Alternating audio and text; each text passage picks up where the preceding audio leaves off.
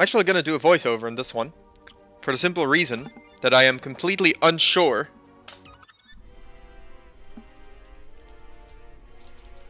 what to do from here on out. Now, if you didn't see it in the previous video, I actually took care of the death mimic, the death coffin. I don't know, the coffin mimic. I don't remember what it's called, and I don't particularly care either. But it was killed, which means we're on this part of the map now. I think it's just go up and finish. So just for some context on how this is being done, I played the game 3 times so far. And after completing it 3 times, you just kind of pick up certain details. It's hard to remember what I've done and what I haven't done, to be fair. But I've been to room 59. Also, as I stated, I used saves for the death coffin because it's... First of all, it's a ridiculous fight. I actually tried less times than I thought I would have to. I thought I would have to try like 15 times in order to get that done. I'm honestly pretty surprised that I managed to make do with only like... How many attempts was that in total? I think 5 attempts total with like a little bit of grinding in between, but Sandy isn't even level 23, so theoretically speaking, the grind really doesn't matter. Or more than it didn't matter, it's more that there really was no grind to speak of. It's not like I sat here going for hours just to get it done. Instant Break isn't mastered yet, so I might as well try and get that mastered. Wendala skills honestly are the tightest in the game, because you need all of these... You need these 3 to be at 70 uses. And then you kind of want XXX Slash to be there, you want Shocker to be there, you want Lucians to be there. Delta Knight and is important because you want Alpha Knight, obviously, and Omega Tsunami, Healing Tsunami at 70 also. So it's quite hard to get all of them done, but I suppose you can get there. I think I already got this one. Not sure. Yeah, I got 60. Okay. I mean, if I've got... I think I actually finished everything. I think the only thing left is... because I vaguely remember clearing the encounter here as well. Because that gave me XP, I think. I think that's why I decided to go ahead with it.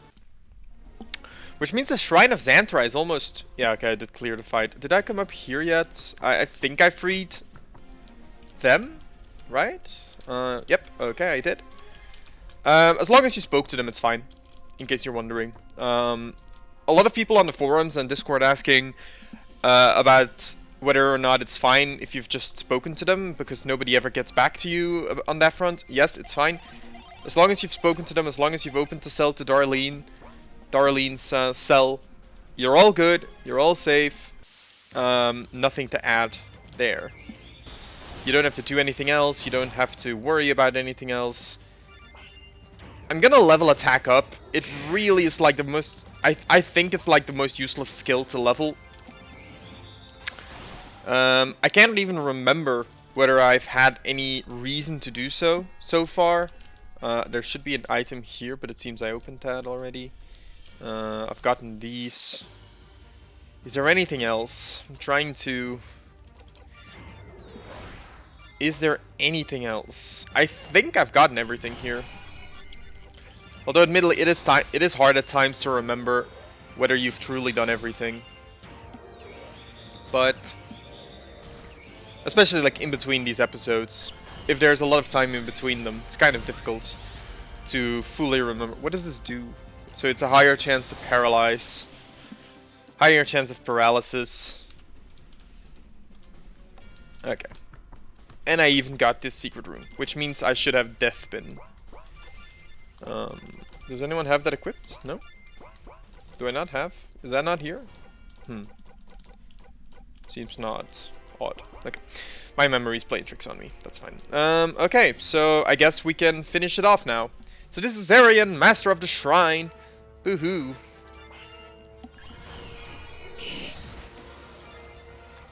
Now, once you get a Mega Tsunami, the game honestly becomes a little bit more trivial. Oh, she's tired. That's why she can't do anything. I feel like before Oi. I feel like before having access to a Mega Tsunami, the game's actually a lot harder. Like, a substantial amount harder. Once you get access to a Mega Tsunami, it really... Like, large parts of the game just become about... spamming a Mega Tsunami, and the fact that that just lets you get away with a lot of stuff. Like, you can die 100 times, you don't have to worry about the items necessary to revive, you don't have to worry about... finding a time or who to revive first, you're just kind of sitting there spamming. Right, that is boss 29 cleared, and now he will revive as this. Well, I don't know whether he has a name. He looks like a death god or something similar to that, but he's still just called Zarian, so I suppose it's just Zarian. I'm actually not sure if Zarian here can be paralyzed. I'm not sure if he can be grabbed either. Well, admittedly, I've always found it funny that Zarian, that Luthros can... Luthros? I've actually never tried saying that out loud. I find it interesting that Luthros is not immune to his own grabber, which is very weird, but, you know, whatever. I think he might actually just straight up reflect all dark damage, so... The issue with a lot of bosses here is that either they're weak to depression, and they die to depression, or they're weak to XXX/, or they're weak to something else. But most bosses in this part of the game really just aren't difficult. Alright, that's 30 bosses killed. And that should be the Shrine of Xanthra entirely cleared. And that leaves us at the Guild of Absinthe. Now, the Guild of Absinthe is actually very interesting. Because, first of all, it has a ridiculous amount of secret rooms in it. As evidenced by the fact that we found this one right away. I'm not entirely sure whether there's mimics here. It's eluding me for a second. I don't think so. There is a boss though. There's definitely a boss. Also, this is the next secret room. That's what I mean, like, Absinthe is completely chock full of secret rooms. And I'm here for it. This is a large part of why I love playing Laxius games so much. Especially 3 Stars of Destiny and Laxius Soul now. I just adore the fact that I can sit here and just like explore and find secret rooms. Now, obviously, I already know where the secret rooms are. It's not like I'm finding these for the first time. I'm not gonna pretend that that's the case either. I know where most secret rooms are, and memory-wise, I tend to not forget either. I've found these once, so the odds are very low that I'm ever gonna forget where one of these rooms was. Especially like when you see it again. Because it's one thing to remember, it's another thing entirely to see the same location and then be like, oh yeah, that was here.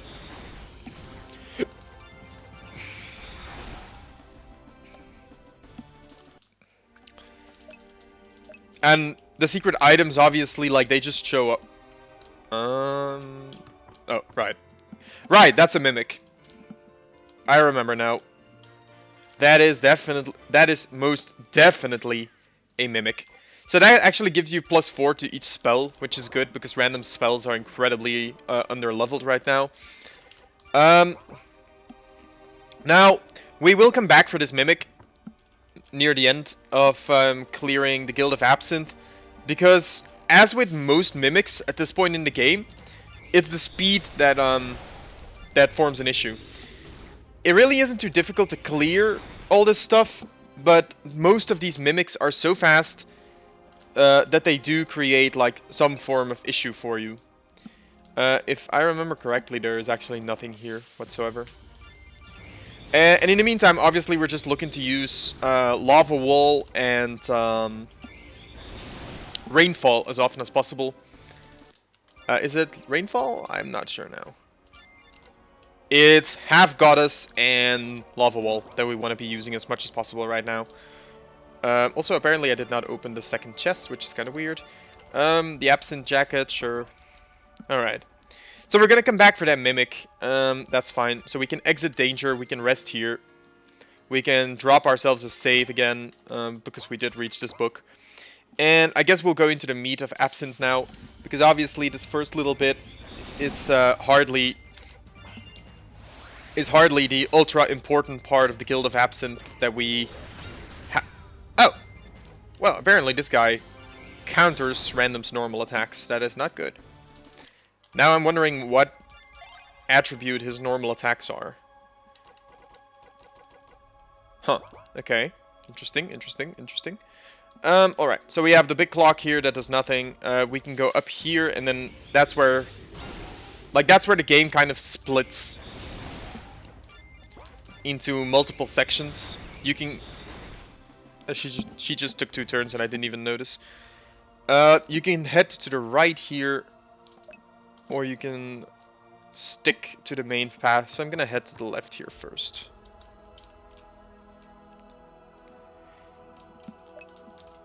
Anyways, I did the explanation that I wanted to do, so I'm going to shut off my mic now. Enjoy the Guild of Absinthe.